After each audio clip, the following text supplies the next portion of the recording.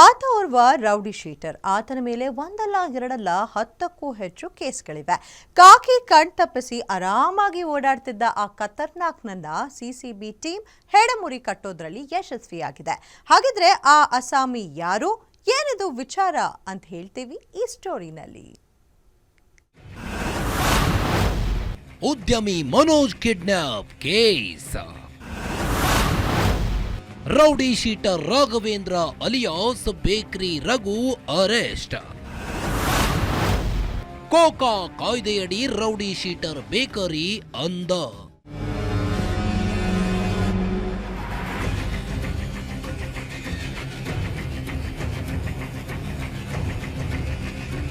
ಈ ರೌಡಿ ಅನ್ನೋ ಪಟ್ಟ ಒಂದು ಸಲ ಬಂದ್ರೆ ಮುಗಿತು ಕಂಡ್ರೆ ಆ ಕ್ಷಣದಿಂದ ಆತನ ಜೀವನ ಅಕ್ಷರಶಃ ನರಕವಾಗಿ ಬಿಡುತ್ತೆ. ಆತ ತನ್ನ ಮನೆಯಲ್ಲಿ ಕುಟುಂಬದವರ ಜೊತೆ ಇರುವುದಕ್ಕಿಂತ ಹೆಚ್ಚಾಗಿ ಪೊಲೀಸರ ಜೊತೆ ಅಥವಾ ಜೈಲಿನಲ್ಲಿಯೇ ತನ್ನ ಜೀವನವನ್ನ ಕಳೀಬೇಕಾಗುತ್ತೆ. ಒಂದು ರೀತಿ ಜೈಲು ಅನ್ನೋದು ತವರು ಮನೆಯಾಗಿರುತ್ತೆ. ಹೌದು, ಇದೇ ರೀತಿಯಾಗಿ notorious rowdy sheeter Raghavendra alias bakery ರಘುನನ್ನ ಪೊಲೀಸರು ಮತ್ತೆ ಅರೆಸ್ಟ್ ಮಾಡಿದ್ದಾರೆ.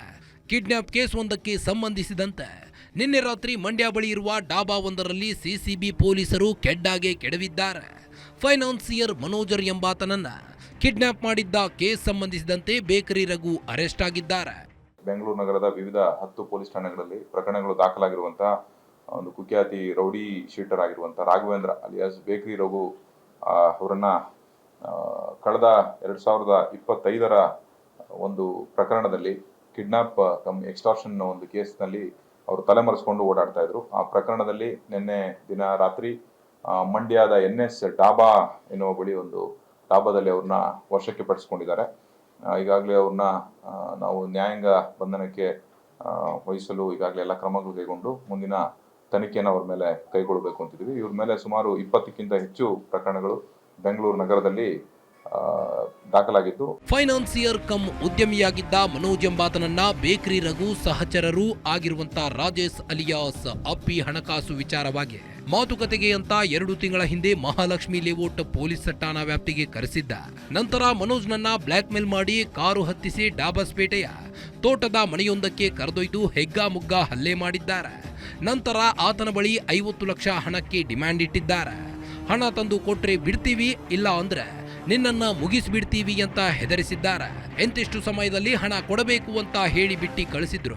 ಆಗ ಕಿಡ್ನಾಪ್ ಆಗಿದ್ದ ಮನೋಜ್ ತಕ್ಷಣ ಬಂದು ರಾಜೇಶ್ ಅಲಿಯಾಸ್ ಅಪ್ಪಿ ಗ್ಯಾಂಗ್ ಮೇಲೆ ದೂರು ನೀಡಿದ್ದ. ಪೊಲೀಸ್ ಠಾಣೆಯಲ್ಲಿ ನಿನ್ನೆ ರಾತ್ರಿನೇ ಒಂದು ಪ್ರಕರಣವನ್ನು ದಾಖಲು ಮಾಡಿದ್ದೇವೆ. ಈಗ ಮತ್ತೆ ಅವರು ತಲೆಮರೆಸಿಕೊಂಡು ಓಡಾಡ್ತಾ ಇದ್ದಾರೆ. ಅದ್ರ ಬಗ್ಗೆ ಕೂಡ ತನಿಖೆ ನಡೆಯುತ್ತೆ. ಈ ಪ್ರಕರಣ ದಾಖಲಾದ ನಂತರ ಸುಮಾರು 13 ಜನದ ಮೇಲೆ ನಮಗೆ ಒಟ್ಟು ಆರೋಪಿಗಳ ಪಟ್ಟಿಯಲ್ಲಿತ್ತು. ಈಗಾಗಲೇ 12 ಜನನ್ನ ಬಂಧನಕ್ಕೆ ಒಳಪಡಿಸಿದ್ದೇವೆ. ರಾಘವೇಂದ್ರ ಅಲಿಯಾಸ್ ಬೇಕರಿ ರಘುನು ಸೇರಿ ಒಟ್ಟು 12 ಜನನ್ನ ಈಗಾಗಲೇ ಬಂಧನಕ್ಕೆ ಒಳಪಡಿಸಲಾಗಿದೆ. ಪ್ರಕರಣದ ತನಿಖೆಗಿಳಿದಿದ್ದ ಪೊಲೀಸರಿಗೆ ಗೊತ್ತಾಗಿದ್ದು ಅಲ್ಲಿ ರಾಜೇಶನ ಹೆಸರು ಮಾತ್ರವಲ್ಲದೆ ಇದೆಲ್ಲದಕ್ಕೂ main kingpin notorious rowdy sheeter bakery Raghu ಅಂತ. ಇದರಿಂದ ಪಕ್ಕಾ ಮಾಹಿತಿ ಬಂದಿದ್ದ ಹೊರತು ಸಿಸಿಬಿ ಟೀಮ್ ನಿನ್ನೆ ರಾತ್ರಿ ಮಂಡ್ಯ ಬಳಿಯಲ್ಲಿ ಡಾಬಾ ಒಂದರಲ್ಲಿ ಬಂಧಿಸಿದ್ದಾರೆ. ಇನ್ನು ಬಂಧಿಸುವ ಸಂದರ್ಭದಲ್ಲಿ ಈತನ ಜೊತೆಗೆ ರೌಡಿ ಶೀಟರ್ ಯಶಸ್ವಿನಿ ಕೂಡ ಇದ್ರು. ಆಕೆ ಪೊಲೀಸರ ಕರ್ತವ್ಯಕ್ಕೆ ಅಡ್ಡಿಪಡಿಸುವುದಕ್ಕೆ ಮುಂದಾಗಿದ್ದಾಳೆ. ಕರ್ತವ್ಯಕ್ಕೆ ಅಡ್ಡಿಪಡಿಸಿದ ಹಿನ್ನೆಲೆ ಮಹಿಳಾ ರೌಡಿ ಶೀಟರ್ ಯಶಸ್ವಿನಿ ಮಗ ಆಕಾಶ್, ಯಶಸ್ವಿನಿ ಸೊಸೆ ಪರಿಣಿತಿ ಮೇಲೆ ಮಂಡ್ಯ ಗ್ರಾಮಾಂತರ ಠಾಣೆಯಲ್ಲಿ ಎಫ್ಐಆರ್ ದಾಖಲಿಸಿದ್ದಾರೆ. ಇದೀಗ ಕೋಕಾ ಕಾಯ್ದೆಯಡಿಯಲ್ಲಿ ಬೇಕರಿ ರಘುವನ್ನ ಪೊಲೀಸರು ಬಂಧಿಸಿ ಜೈಲಿಗಟ್ಟಿದ್ದಾರೆ.